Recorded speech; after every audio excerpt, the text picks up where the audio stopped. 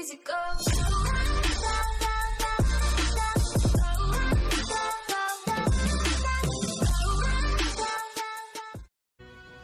Right guys, this is going to be a prestige solo for the Titan. This week we have the DFA to farm for, so for those that don't have it and want to solo it on their own, don't want to play with a team, you can do it in less than 8 minutes if you follow these tips and the strats in the video. So for those that are experienced with this game, just skip to the time on the screen for the run. If you're not and you want to learn whatnot, I'll show you what I'm using and why I'm using it. So we will be doing, I'll start with the Nightfall challenge card. So we're going to start with Solar Singe, Heavyweight, Momentum. I'll get more into why Momentum is so good for this Nightfall especially. Of course, we know Heavyweight gives a increase to your power weapon and more ammo drops. And it's going to be a Solar Singe, so we're going to try and cater to this Solar Singe burn. Of course, Sunbreaker. As for our class, for our grenades, we're going to be using Thermite, as its utility for boss damage and for ad control is really good. These two other nades don't really have a place and they are not really good in PvE. As for our barricade choice, we use Rally because we want the automatic weapon reload. It's also really important when we get to the boss. The next key component that you need is to put Top Tree on. I won't go right in depth with it as I've spoke at length about it in previous videos, but the main thing that you need to know is that we're having it on Top Tree for this perk here, Hammer Strike. So when you shoulder charge a boss or an enemy or an ad, whatever, you'll get a 50% increase damage to them, which is major. It's major. It's great for solo play because you haven't got anybody else giving you a rift, giving you tractor cannon buffs. You've got your own. You're playing on your own. This is solo, so this is a really good buff for solo players. As for armor, it's going to be Masterwork armor with Armentarium. So I opted for 2 Thermites. You can by all means put Lion Rampant on, and you could maybe squeeze out 10-20 seconds quicker if you put that on. To be honest, I don't like the way it feels now. They've changed it to do with this hip fire during airlift and all this. Probably better in PvP now, but I play PvE, try to speedrun stuff, doesn't feel the same for some reason. So yeah, I'm not using it of late much, so Armentarium I went with. As for weapons, we're using Nameless Midnight and Sunshot, so a long range, short range. To be honest, you can put anything in your kinetic weapon slot because 90% of this Nightfall we will be using Sunshot and our shotgun. So yeah, I mean, you can do whatever you want with that, Sunshot is masterworked, as you can see, so I've got increased range and stability. It makes it a lot more consistent. If you haven't masterworked it though, it doesn't matter, you can still use Sunshot. As for our heavy, we'll be using the Ikelos shotgun. So it has trench barrel on it. That's why we're using it, so you get the double damage, which we'll get on the boss. It's just really super useful, this gun, for farming this Nightfall. There has been talk of other fast, rapid fire frame shotguns that can one-phase this boss, and yes they can. Zenith of Yakai, Perfect Paradox, Orphans. The Basilisk, I haven't got it on me, to the Dead Orbit shotgun. Yes you can, with a Warlock. With a Rift, Empowerment Rift, you'll get the increased range. So you can pretty much one-phase that boss with any shotgun. It's pretty hard, but you can.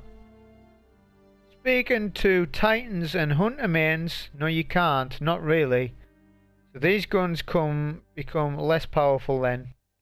Solo play, like I said, it has trench barrel, so it has a multiplier built within the gun. Only requires a melee, boom, that's it. Extra 50% damage. Basilisk ain't gonna do that for you.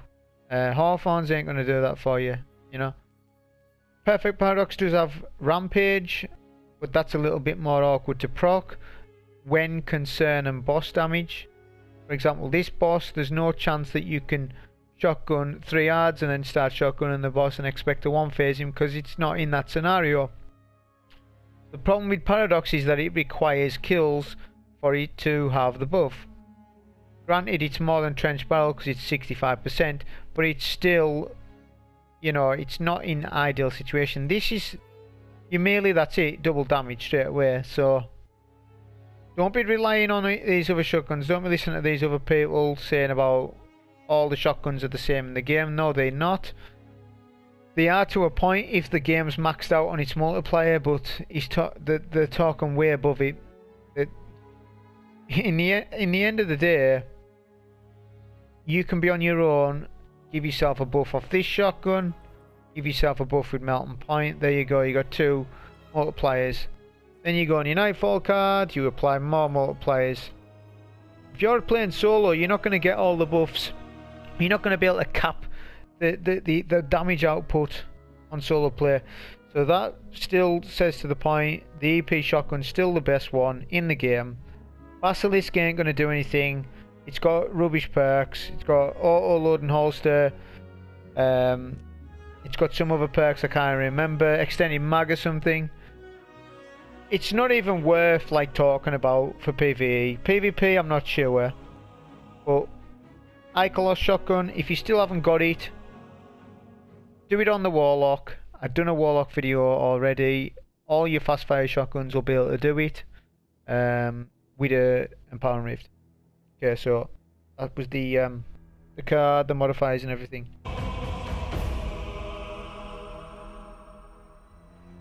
Incoming transmission. Text only. So with the Titan run, it's not too hard.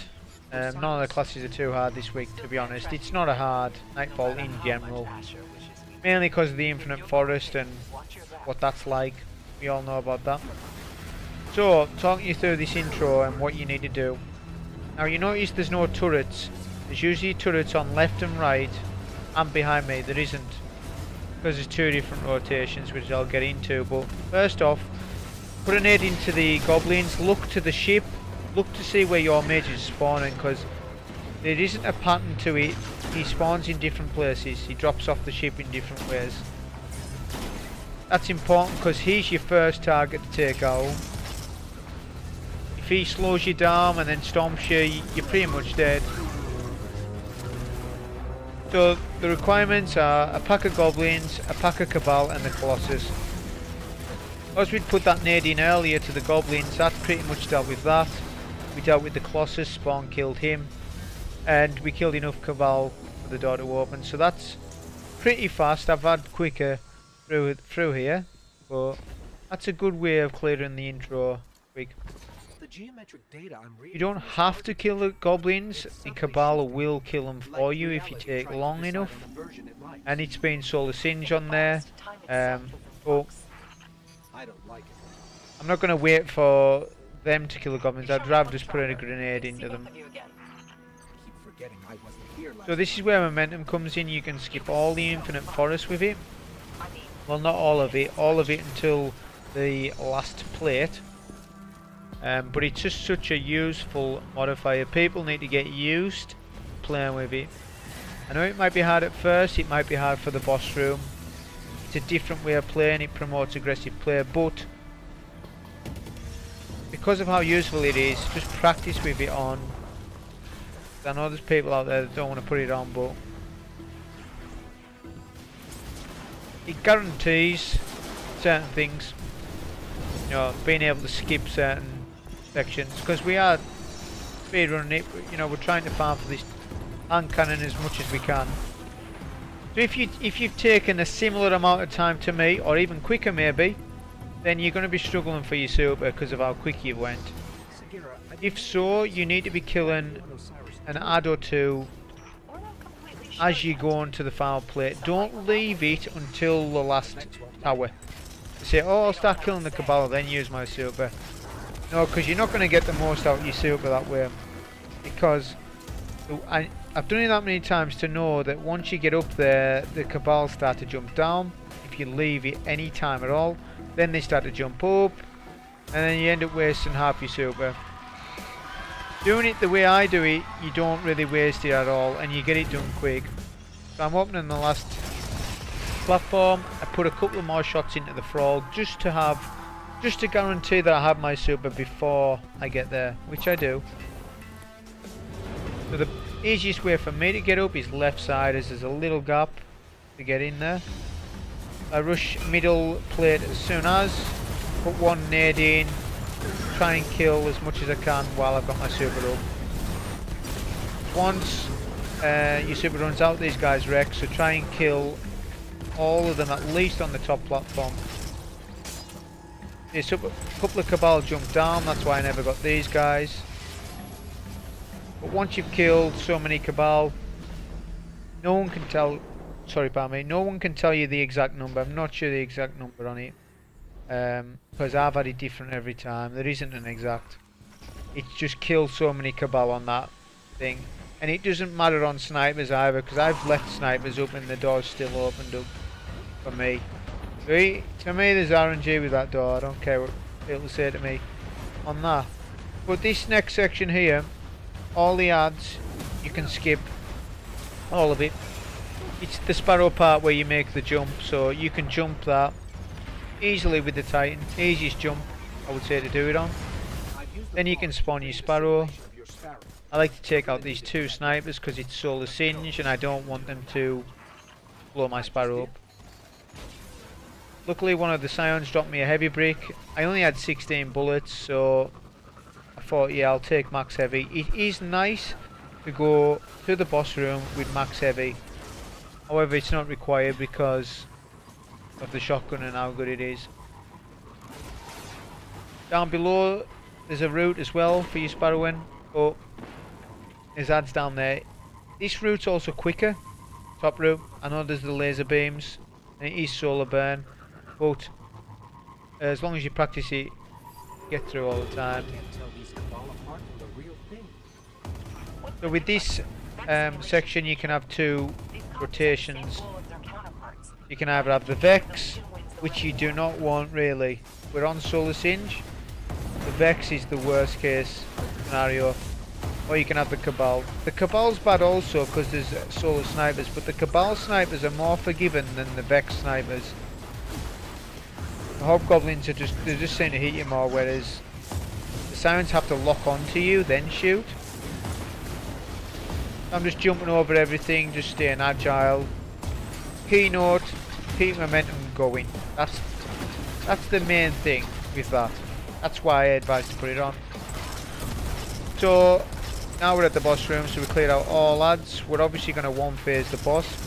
Just because we are one phase in the boss doesn't mean we're going to get the chest to drop early or anything.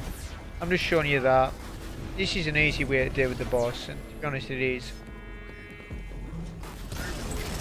The only thing you need to know is how to do it and why and what you're doing exactly. I'll show you now.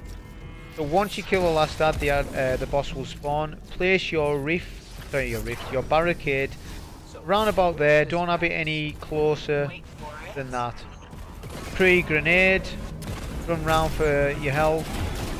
Melting point, duck when he does a slam, and then get behind your barricade and finish him off. What you notice there is I ducked slightly too late, but luckily the block behind me bumped me back into the barricade. That's why I'm there. That's the backup plan with it. But generally that doesn't happen. Generally I'll get, I'll duck just in time. So you've got to time ducking when he slams. Basically your barricade negates his slam. Another way of doing it would be to melee him as he slams you to stop, from hitting you back. Right now all I'm doing is just taking out all the Minotaurs. They open each room. Once you've opened the second room, it's done. There's nothing else to do because the boss was dead already, and that's it pretty much. So yeah, like I said, as soon as he starts to slam, you duck. I was just like a fraction of a second too slow, but that's why I put my barricade there just in case I get slammed like that. But anyways, that was the Titan solo. Hope you enjoy.